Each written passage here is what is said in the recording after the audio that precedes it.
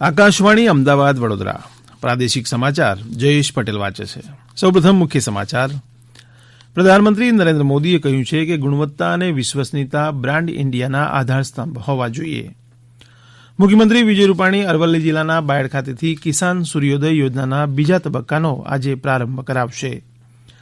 રાજ્યમાં નાના solar project માટે 3 માસના ટૂંકા સમયગાળામાં 5192 અરજીઓ મળી છે, જેની કુલ ઉત્પાદન ક્ષમતા 3536 મેગાવોટ છે. આગામી સમયમાં પ્રવાસી શ્રમિકો માટે આવાસ, આરોગ્ય, વીમા સહિતની સેવાઓ સુદ્રઢ બનાવાશે અને સ્કૂલ બસ તરીકે નોંધાયેલા વિદ્યાર્થીઓને લાવવા લઈ જવામાં વપરાતા વાહન ઉપર વાહનવેરો માફ કરવાનો નિર્ણય રાજ્ય સરકારે કર્યો છે. સમાચાર વિગતવાર. પ્રધાનમંત્રી નરેન્દ્ર મોદીએ કહ્યું છે કે ગુણવત્તા અને વિશ્વસનીયતા બ્રાન્ડ ઇન્ડિયાના આધારસ્તંભ હોવા જોઈએ. ગઈકાલે વિડીયો કોન્ફરન્સના માધ્યમથી રાષ્ટ્રીય મેટ્રોલોજી સંમેલન 2021ના ઉદઘાટન સત્રને સંબોધન કરતા તેમણે ભારતીય વૈજ્ઞાનિકો અને ટેકનિકલ નિષ્ણાતો દ્વારા મેળવવામાં આવેલી સફળતાઓની પ્રશંસા કરતા વિશેષ રૂપે દેશમાં તૈયાર કરવામાં આવેલા 2 કોરોનાની રસીનો ઉલ્લેખ કર્યો હતો. પ્રધાનમંત્રીએ કહ્યું, દેશમાં બહુ જલ્દીથી વિશ્વનું સૌથી મોટું અભિયાન કોવિડ રસીકરણ શરૂ કરવામાં આવશે. પ્રધાનમંત્રીએ કહ્યું કે વૈજ્ઞાનિકો અને ઔદ્યોગિક અનુસંધાન પરિષદ અને અન્ય વૈજ્ઞાનિક સંસ્થાઓએ મળીને વૈશ્વિક મહામારીનો ઉકેલ શોધી લીધો છે. શ્રી મોદીએ કહ્યું કે સરકારના પ્રયાસોને ભારત આ સમયે વિશ્વ અનુસંધાનના રેન્કિંગમાં પ્રથમ 50 દેશોમાં સામેલ છે.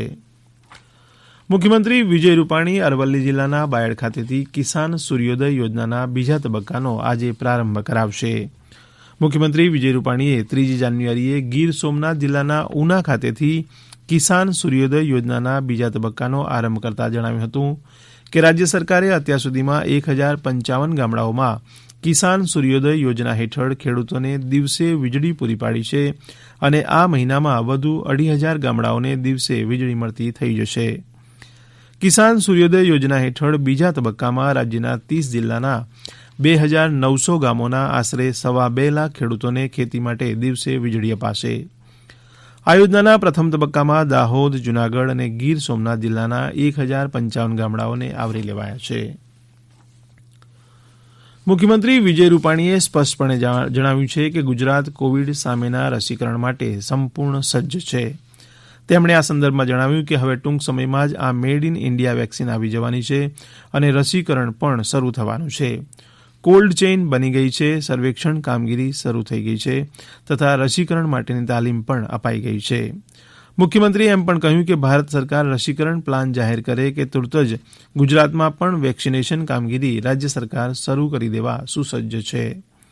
મુખ્યમંત્રીશ્રીએ વનબંધુ વિસ્તાર આહવા ડાંગમાં પાણી પુરવઠાની યોજનાઓના ભૂમિપૂજન ખાતમુહૂર્ત અવસરે સંબોધન કરતા આ માહિતી આપી હતી. રાજ્યમાં નાના સોલાર પ્રોજેક્ટ માટે 3 માસના ટૂંકા સમયગાળામાં 5192 અરજીઓ મળી છે, જેની કુલ ઉત્પાદન ક્ષમતા 3536 મેગાવોટ છે. ઉર્જામંત્રી સૌરભ પટેલે દોહરાવ્યું હતું કે 500 કિલોવોટથી 4 મેગાવોટની ક્ષમતાના સ્થાપનારા નાના સોલર પ્રોજેક્ટ દ્વારા ઉત્પાદિત સૌર ઉર્જા રાજ્યની વીજ કંપનીઓ ખરીદશે. આ નીતિને કારણે બિનપરંપરાગત ઉર્જા ઉત્પાદનમાં વધારો થશે તથા ખેડૂતો, સહકારી મંડળીઓ કે કંપનીઓને સૌર ઉર્જા પ્રોજેક્ટ સ્થાપવા પ્રોત્સાહન મળી રહ્યું છે. ઉર્જા રાજ્યમંત્રી પ્રદીપસિંહ જાડેજાએ જણાવ્યું હતું કે આ નીતિ હેઠળ પ્રોજેક્ટ માટે સરકારી જમીન ઉપયોગ માટે અપાશે નહીં તથા આ યોજના હેઠળ 4 મેગાવોટથી વધુ વીજ ઉત્પાદન ક્ષમતાના પ્રોજેક્ટ સ્થાપી શકાશે નહીં. આવા નાના પ્રોજેક્ટને કારણે જે તે વિસ્તારોમાં રોજગારની તકો પણ ઉપલબ્ધ થશે. ગાંધીનગર નજીક કોબા ખાતે આવેલા ભાજપના પ્રદેશ કાર્યાલય શ્રી કમલમ ખાતે ગઈકાલે ગુજરાત ભાજપ પ્રદેશ કક્ષાની બેઠક યોજાઈ હતી, જેમાં રાષ્ટ્રીય પ્રમુખ જેપી નડ્ડા અને રાષ્ટ્રીય સંગઠન મહામંત્રી BL સંતોષ હાજર રહ્યા હતા. અમારા પ્રતિનિધિ જણાવે છે કે સ્થાનિક સ્વરાજ્યની સંસ્થાની ચૂંટણીઓ નજીક હોવાથી તેના વિજયલક્ષી આયોજન માટે આ બેઠક યોજાઈ હતી, જેમાં પ્રદેશ પ્રમુખ CR પાટીલ, મુખ્યમંત્રી વિજય રૂપાણી, નાયબ મુખ્યમંત્રી નીતિન પટેલ સહિતના પદાધિકારીઓ હાજર રહ્યા હતા. આ પ્રાદેશિક સમાચાર આપ આકાશવાણીના અમદાવાદ વડોદરા કેન્દ્ર પરથી સાંભળી રહ્યા છો. વધુ સમાચાર કોરોના અંગેના આ સંદેશ બાદ. કોવિડથી બચવાના મહત્વપૂર્ણ 3 ઉપાય: માસ્ક પહેરો, 2 ગજનું સલામત અંતર જાળવો અને હાથ સાફ રાખો.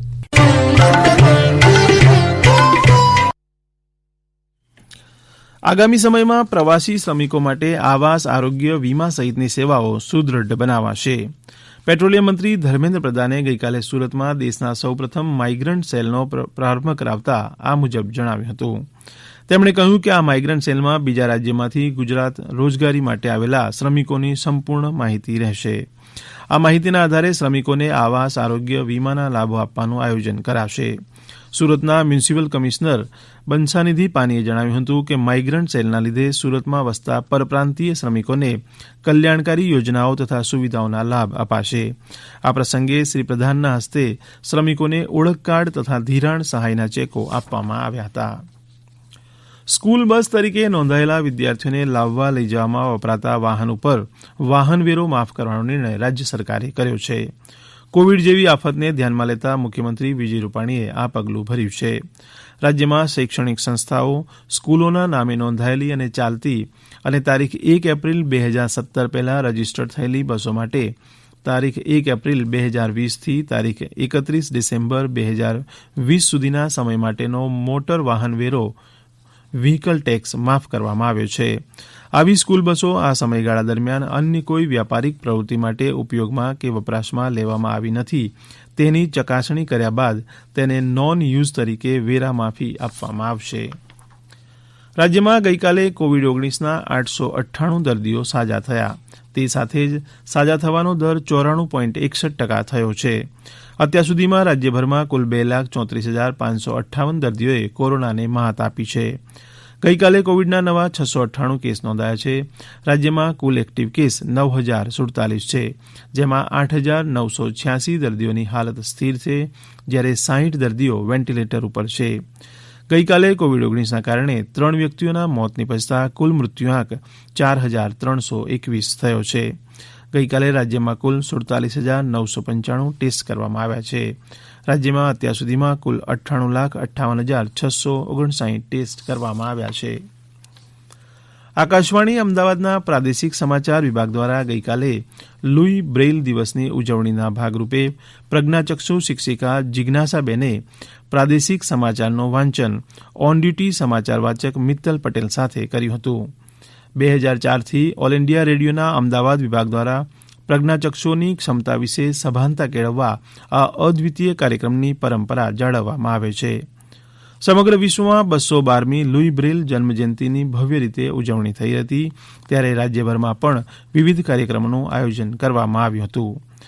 અમારા ભાવનગરના પ્રતિનિધિના જણાવ્યા મુજબ અખિલ ગુજરાત નેત્રહીન જાગૃત ટ્રસ્ટ દ્વારા કે બ્લાઇન્ડ સ્કૂલમાં ગઈકાલે લુઈની સોનેરી સંધ્યાના રંગો અંતર્ગત ખાસ પરિસંવાદનું આયોજન કરવામાં આવ્યું હતું. ફ્રાન્સના પેરિસથી 40 કિલોમીટર દૂર કુપરે નામના ગામમાં જન્મેલા લુઈ બ્રેલે 63 સંજ્ઞાની બ્રેલ લિપિની રચના કરી હતી. તેમનો જન્મ 4 જાન્યુઆરી 1809માં થયો હતો. 1832માં ચાર્લ્સ બાબિયર પાસેથી લશ્કરમાં વપરાતી નાઇટ રાઇટિંગ સાંકેતિક 8 ટપકાની લિપિની શરૂઆત કરી, જેનાથી પ્રજ્ઞાચક્ષુઓના જીવનમાં જ્ઞાનના પ્રકાશની શરૂઆત થઈ. મુખ્યમંત્રી શ્રી વિજય રૂપાણીએ ડાંગમાં 47 કરોડના ખર્ચે આકાર પામનારી પાણી પુરવઠા યોજનાનું ખાતમુહૂર્તની સાથે આ વનબંધુ વિસ્તારને 75 કરોડ રૂપિયાના વિકાસ કામોની ભેટ આપી છે. અંતમાં મુખ્ય સમાચાર ફરી એકવાર. પ્રધાનમંત્રી નરેન્દ્ર મોદીએ કહ્યું છે કે ગુણવત્તા અને વિશ્વસનીયતા બ્રાન્ડ ઇન્ડિયાના આધારસ્તંભ હોવા જોઈએ. મુખ્યમંત્રી વિજય રૂપાણી અરવલ્લી જિલ્લાના બાયડ ખાતેથી કિસાન સૂર્યોદય યોજનાના બીજા તબક્કાનો આજે પ્રારંભ કરાવશે. રાજ્યમાં નાના સોલાર પ્રોજેક્ટ માટે 3 માસના ટૂંકા સમયગાળામાં 5,192 અરજીઓ મળી છે, જેની કુલ ઉત્પાદન ક્ષમતા 3,536 મેગાવોટ છે. આકાશવાણી અમદાવાદ વડોદરા કેન્દ્ર પરથી પ્રાદેશિક સમાચાર પૂરા થયા.